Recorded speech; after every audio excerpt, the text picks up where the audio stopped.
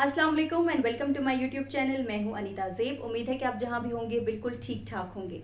आज के वीडियो में हम बात करेंगे कि कनाडा ने नई और सख्त इमिग्रेशन पॉलिसी बना दी है और ये इमिग्रेशन पॉलिसी साल 2025 से 2027 तक के लिए बनाई गई है।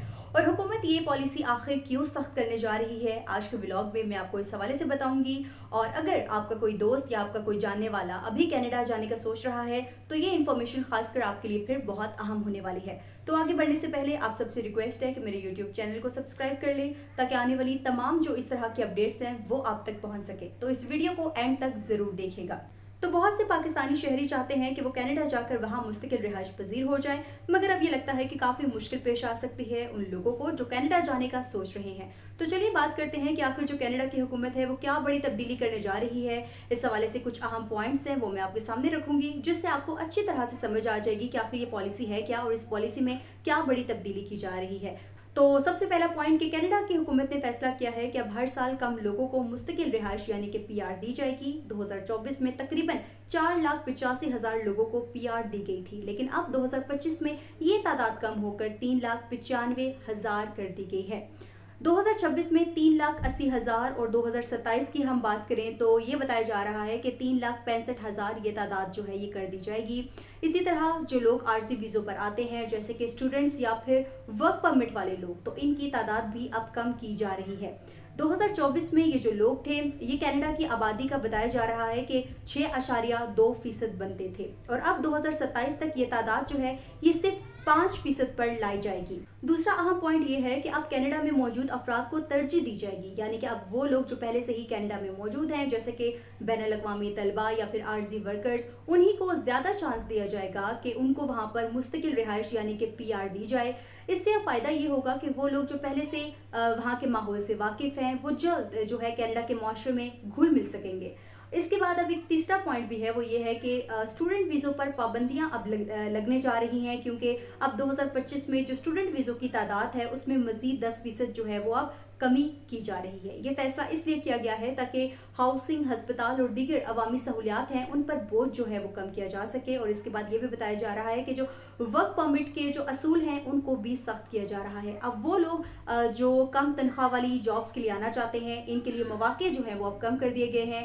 पहले इन शोबों में 20% तक गैर मुल्की वर्कर्स रखे जा सकते थे, लेकिन अब सिर्फ 10% की इजाज़त होगी।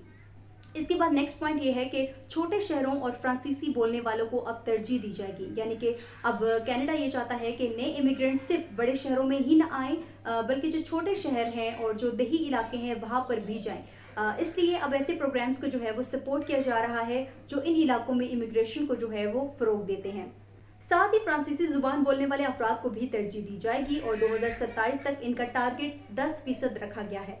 अब बात करते हैं कि जो कनाडा के वज़ीर-ए-आज़म हैं मार्क कार्नी, उनकी जानिब से जो इमिग्रेशन पॉलिसी है आखिर वो इमिग्रेशन पॉलिसी को क्यों तब्दील कर रहे हैं, तो उनका क्या कहना है, अब इस हवाले से बात करते हैं। तो जो वज़ीर-ए-आज़म है मार्क कार्नी वो कहते हैं कि इमिग्रेशन इतनी होनी चाहिए जितनी मुल्क की मैशत, हाउसिंग और नौकरियां बर्दाश्त कर सके, यानी हर फैसला जो है वो अब सोच समझ कर किया जाएगा। उन्होंने कहा है कि जो लोग कनाडा आएंगे उन्हें ज़ुबान सीखने, नौकरी तलाश करने और सेटल होने के लिए मुकम्मल सपोर्ट दी जाएगी, यानी सिर्फ इमिग्रेशन नहीं बल्कि इनके लिए जो है वो आसानी भी फराहम की जाएगी ताकि वो कनाडा का जो मुआशरा है वहाँ पर बासानी जो है वो घुल मिल सके। इसके अलावा जो वज़ीर-ए-आज़म है मार्क कार्नी वो ये भी कहते हैं कि इमिग्रेशन के लिए जो पॉइंट्स बेस्ड सिस्टम होता है इसमें भी अब बड़े पैमाने पर तब्दीलियाँ की जाएंगी।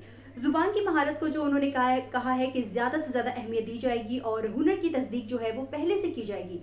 अब उनकी जानिब से ये भी कहा है कि जो कैनेडियन हुकूमत है उसका ये प्लान है कि नए लोग बड़े शहरों के बजाय छोटे शहरों में आबाद हों ताकि वहाँ की जो मैशत है वो भी बेहतर हो, ताकि बड़े शहरों पर जो है वो बोझ कम हो सके। जो वज़ीर-ए-आज़म है मार्क कार्नी वो ये कहते हैं कि कनाडा अब एक मुतवाज़न, सोचा समझा और ज़िम्मेदाराना इमिग्रेशन सिस्टम बना रहा है ताकि वाकई वही लोग कनाडा आएँ जो ज़्यादा से ज़्यादा हुनरमंद हो और ज़ुबान भी अच्छे से जानते हों। और इसके अलावा उन्होंने ये कहा है कि उनका जो मुकम्मल फोकस है वो ये है कि ज़्यादातर इमिग्रेंट्स छोटे शहरों में आबाद हों ताकि बड़े शहरों पर बोझ कम हो। और अब इस तमाम तर सिचुएशन से ये लग रहा है कि जो कनाडा है वो अब अपनी जो इमिग्रेशन पॉलिसी है उसको बहुत सोच समझकर प्लानिंग के साथ आगे लेकर चल रहा है। और इस तरह की जो सिचुएशन है वो हमने यूएस में भी देखी है कि यूएस में लोग जाने से अब घबरा रहे हैं, क्योंकि जो सदर ट्रंप है उनकी जानिब से बहुत ज़्यादा रिस्ट्रिक्शंस लगाई गई हैं और रिस्ट्रिक्शन सिर्फ बाहर से आने والوں کے لیے نہیں بلکہ جو آلریڈی جو وہاں پر رہ رہے ہیں غیر ملکی امریکہ میں، ان کے لیے بھی بہت زیادہ مشکلات کھڑی کر دی گئی ہیں۔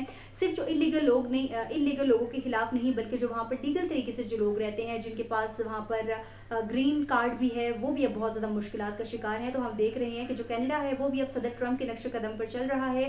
جو کینیڈا ہے وہ بھی اپنی پالیسیز بہت زیادہ سخت کر چکا ہے، یعنی کہ جو لوگ یو ایس کی بجائے جو کینیڈا جانا چاہتے تھے اور وہ کہتے تھے کہ ہم کینیڈا جا کر جو ہے وہ سیٹلڈ ہو سکتے ہیں، وہاں پر پی آر لے سکتے ہیں، تو اب ان کے لیے بھی بہت زیادہ مشکلات ہو چکی ہیں۔ ایون جو وہاں پر جا کے اسٹڈیز کے لیے جانا چاہتے ہیں، کام کے لیے جانا چاہتے ہیں، ان کے لیے بہت زیادہ مشکلات کھڑی کر دی گئی ہیں۔ تو اب دیکھنا یہ ہے کہ جو کینیڈا کی حکومت ہے وہ اپنی اس پالیسی میں کتنی کامیاب ہوتی ہے اور مزید اس حوالے سے جو ہے وہ کیا اپڈیٹس ہوتی ہیں۔ بہرحال اس حوالے سے جو بھی فردر اپڈیٹس ہوں گی وہ میں آپ کے ساتھ ضرور ڈسکس کروں گی، اور اگر آپ کو میرا ولاگ پسند آیا ہے تو مجھے کامنٹ سیکشن میں ضرور بتائے گا۔ تو آج کے ولاگ سے اتنا ہی، مجھے انیتا کو دیجیے اجازت، اللہ حافظ۔